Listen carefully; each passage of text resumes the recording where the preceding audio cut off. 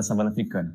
Leão, elefante, leopardo, rinoceronte... Hoje o tema que eu escolhi para falar é de Vamos lá, então. Eu sou o Matheus, sou R2 de Medicina de Emergência. Boa tarde, pessoal. Meu nome é Gabriela, eu sou R2 de Medicina de Emergência do Einstein e como uma boa sáfica sapatona, eu tive que trazer emergências no esporte para vocês, tá bom? Pode passar? Aqui é só um breve roteiro, eu vou passar muito rapidamente sobre as principais causas de morte súbita, depois eu vou falar sobre 2 temas surpresas que se eu colocasse aqui ia estragar minha apresentação. Pode passar?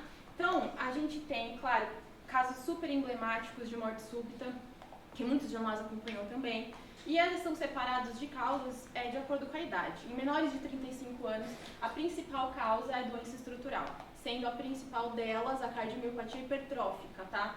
Porém, com estudos avançando nessa faixa etária, tem subido muitos casos de arritmia elétrica em miocárdio saudável. E acima de 35 anos é coronariopatia principal. Beleza, mas você está falando de ACLS, o cara vai cair lá, a gente vai fazer ACLS, não tem nada de novo. Tá bom, então me dá algo de diferente. Ok, eu dou, então toma. Commotion cordes, por favor, play. Qual a chance desse cara receber uma pancada direto no coração, no lugar certo, na hora certa, que desencadeou uma FV? Então eu tenho ali o defensor, ele recebe a pancada, ele consegue realizar o tackle, ele ainda levanta e aí ele desfalece. Então o que eu preciso para desencadear uma FV? Uma FV que é o commotion cordes. Principal variante que é o mais importante é o tempo. A pancada tem que acontecer durante a janela de repolarização ventricular precoce, numa janela de 20 a 40 milissegundos, que é na subida da onda T. Qual a chance? Qual o local da pancada? Área cardíaca, tá? Material do objeto. Quanto mais duro esse objeto for, maior a chance de gerar FV. Tamanho do objeto. Estou falando de esferas de diâmetro menor. Quanto menor o diâmetro, maior a chance de desencadear FV. E a velocidade foi uma variável super importante. 40 km por hora foi 7% a chance de gerar FV. Quando subiu para 64 km por hora, subiu para 68% de chance. Pode passar? Então, quais são os esportes que englobam muito isso? Lacrosse, beisebol e hockey, que eu tenho essas esferas menores em grande velocidade. Principalmente essas duas que não têm proteção torácica, tá bom? Epidemiologia do commotion, pessoas jovens, apenas 9% ocorreram acima de 25 anos. 95% eram homens, bruto, né? 75% durante o esporte, mas 25% que não foi durante o esporte, tinha uma alta taxa em brigas. Homens. 58% foi a taxa de sobrevivência. Então, eu estou falando de algo que tem uma taxa de mortalidade super importante. Pode passar. Me dá outra coisa, então. Heat stroke, gente. Mas você está falando de alguém que não aguentou um calor? Isso aí é ficha verde. Não é. Vamos passar. Eu coloquei a foto da loira aqui, porque a gente teve um caso super emblemático ano passado, durante o show dela, onde, no Rio de Janeiro, a sensação térmica do estádio chegou a 60 graus Celsius, a menina desfaleceu, foi levada para a cabine de emergência e foi conduzida de uma forma totalmente desastrosa, algo que era uma ficha verde.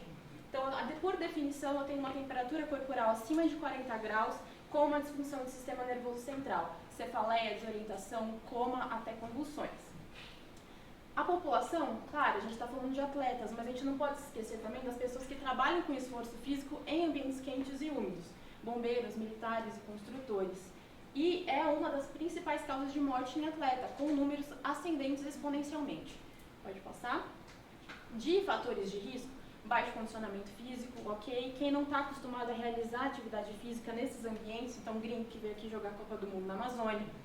Obesidade e muita massa muscular, porque eu diminuo a minha superfície de troca de calor. Uso de suplementos, desidratação e infecção ativa. Caso do Michael Jordan, vejam um documentário para ver o que acontece com ele quando ele joga infectado. Pode passar. Tenho vários mecanismos de troca de calor, principalmente, só que todos esses mecanismos em ambientes úmidos e quentes, esses mecanismos eles são completamente prejudicados. Além disso, para trocar calor, eu suo. E a sudorese diminui meu volume plasmático. Se eu não estou repondo, se eu não estou me reidratando, meu volume plasmático só cai. E a cada 1% de massa corporal perdida pela sudorese, eu aumento em 0,22 graus Celsius de temperatura corporal. Então isso vira um ciclo vicioso, a pessoa vai esquentando e essa é a fisiopatologia do heat stroke. Beleza, ele está com a temperatura elevada, vou dar antitérmico. Não, você é um emergencista. E nesse caso, queridos amigos do ano passado, é um stay and play. Ouviu, Samuzeira? Então a gente precisa esfriar rapidamente esse paciente no local. Eu estou falando de banho de imersão, colocar esse paciente numa banheira, numa temperatura de 2 a 15 graus Celsius. E só se isso não for disponível, eu vou colocar ele sob ducha fria ou compressas, tá? A administração de fluido EV resfriado não tem evidência, ok? Até quando? Até meu paciente apresentar menos de 39 graus para eu conseguir transportá-lo, ou até, se eu não tiver termômetro, até ele apresentar tremores, ou estabelecer de 15 a 20 minutos de banho de imersão. Mas, você disse que tem várias coisas que podem acontecer, rebaixamento de nível de consciência, convulsões. Aí eu tô falando de Stolpenor.